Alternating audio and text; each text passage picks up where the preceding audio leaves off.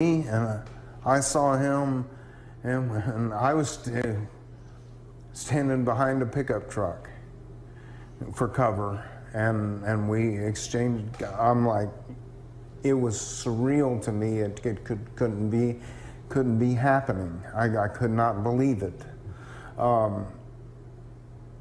And we exchanged gunfire, and I know I hit him. I don't know where I hit him,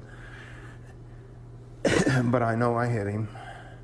And he got into his vehicle, and he fired another couple of rounds through his side window. And I fired, when the window dropped, I fired another round at him again. And one as he was pulling away, and he turned down 539, Farm to Market Road 539, and sped away. And I noticed that there was a four-wheel drive Dodge truck, another truck, sitting at the stop sign. And a guy had watched this whole thing take place. I ran over to his truck, and I said, that guy just shot up the Baptist church. We need to stop him. He opened his door, and I got in, and we pursued, and he had quite a lead on us.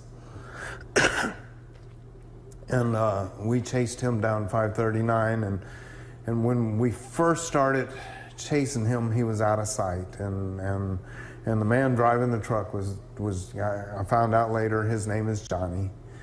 He was driving at a high rate of speed, and we were trying to pass cars and catch up, and we were called 911, and we were talking to 911 at that point.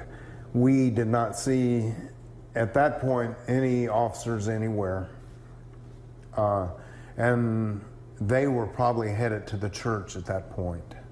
But dispatch, we started talking to, they said, where on 539 is he? And we gave a description when we caught view of him again.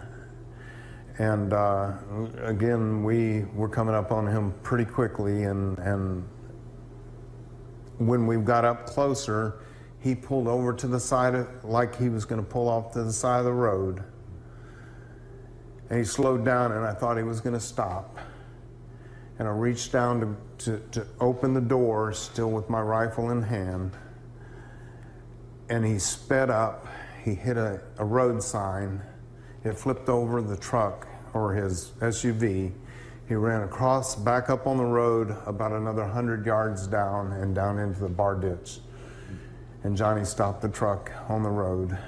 And I told him, I said, get down, get down. And he got down in the truck, and I stepped out of the door, and I put my rifle across the hood of the truck, and was yelling, get out of the truck, get out of the truck, get out of the truck.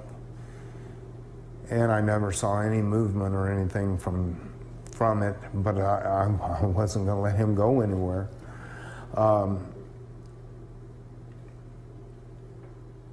And finally, the police department got there, and